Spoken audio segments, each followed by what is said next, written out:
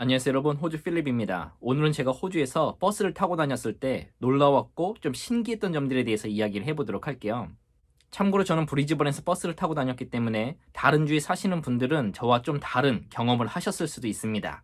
이 부분을 좀 참고해 주시고 들어주시면 감사하겠습니다. 그리고 또 이 영상이 호주에서 대중교통을 이용하시는 분들에게 도움이 될 것 같고요. 그 다음에 호주의 문화에 대해서 좀 궁금해 하시는 분들, 알고 싶은 분들에게도 또 좋은 영상이 되지 않을까 저 개인적으로 생각을 합니다. 그럼 제가 호주에서 버스를 탔을 때 왜 놀랬고 신기한 경험들을 했는지 이 부분에 대해서 말씀을 드려보면은 이제 호주 문화가 한국 문화하고는 다른 점들이 많이 있는데 아마 이 버스를 탈 때에도 그 문화 차이가 좀 있지 않을까 생각을 합니다. 우선 신기했던 점 첫 번째는 호주에서는 버스를 탈 때 운전기사님에게 Hi or Hello 아니면 Good afternoon 또는 Hi mate 뭐 이런 식으로 인사를 합니다.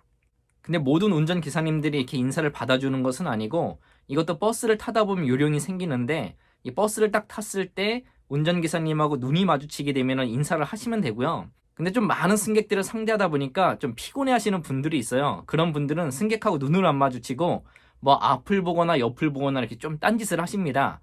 이럴 때는 굳이 인사하실 필요는 없고요. 저는 처음에 버스를 탔을 때 그런 부분을 몰랐으니까 인사를 하지 않고 그냥 탔는데 다음 정거장에서 타는 승객들이 인사를 하는 것을 보고 좀 너무 신기했었어요. 그리고 하차를 할 때도 버스 기사님에게 Thank you, thanks, 아니면 Thanks driver 뭐 이런 식으로 인사를 하고 내리더라고요. 그래서 버스를 타고 내릴 때 인사하는 부분이 좀 많이 신기했었고요. 그리고 두 번째 같은 경우에는 우선 호주 버스 내부를 보시게 되면요. 뭐 이런 식으로 생겼는데 버스 맨 앞좌석이 장애인 또는 노약자석입니다. 근데 여기서 여러분들에게 질문을 하나 드리면 혹시 저 노약자 장애인석에 다른 건장한 사람들이 앉아 있을 때요. 노약자나 장애인이 왔을 때 호주 사람들은 어떻게 할까요? 첫 번째, 자리를 양보해 준다. 두 번째, 그냥 양보하지 않는다. 저는 처음에 개인적으로 양보를 잘 안 해줄 것이라 생각을 했는데 정말 사람들이 양보를 진짜 잘해줍니다. 버스에 노약자나 장애인, 임산부, 아니면 자녀들이 있는 부모가 탔을 때 거기에 앉아있는 사람들이 용수철처럼 일어납니다. 그리고 뒤로 이동을 하거든요. 이게 낮에 사람이 없을 때도 그렇고 그리고 출퇴근 시간에 버스 안에 사람이 많아도 노약자나 장애인 아니면 아이를 동반한 부모들이 탔을 때 자리를 가끔 양보해주는 게 아니라 거의 무조건 양보를 해줍니다. 혹시 그런 오해를 하실 수도 있어요. 호주는 개인주의가 발달했기 때문에 그런 양보를 잘 안 해줄 것이라 생각을 하시는데 근데 개인주의와 이기주의는 너무나도 큰 차이가 있죠. 어쨌든 결론적으로는 호주 사람들이 정말 자리를 잘 양보해 줍니다. 그러니까 약자에 대한 배려 이런 부분들을 잘 신경을 쓰는 것 같습니다. 세 번째는 휠체어를 탄 거동이 불편한 분들이 탈 때 너무나도 쉽게 버스에 승차를 할 수가 있다는 겁니다. 이 부분도 호주의 버스가 어떻게 생겼는지 사진을 통해 한번 우선 보도록 할게요. 호주 버스를 보게 되면은 한국 버스처럼 이렇게 계단이 없어요.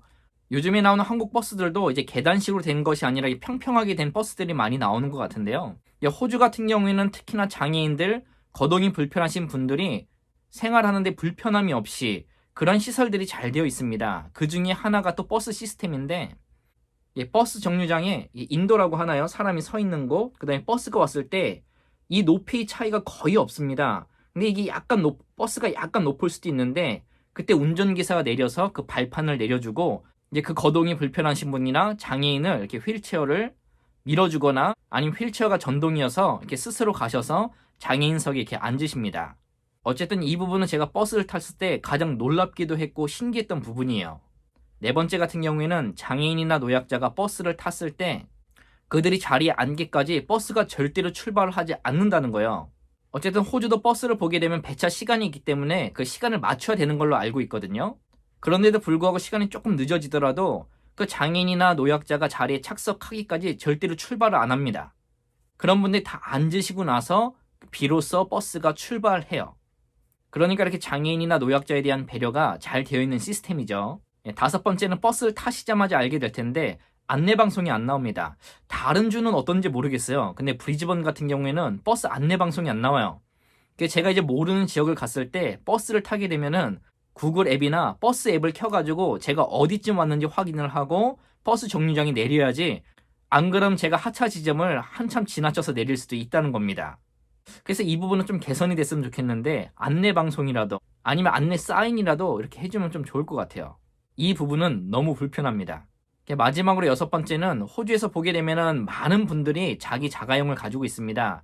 그래서 그 차를 이용해서 이제 출퇴근을 하시는데 그래서 저는 버스를 처음 타기 전에 출퇴근 시간에는 사람이 별로 없을 줄 알았어요.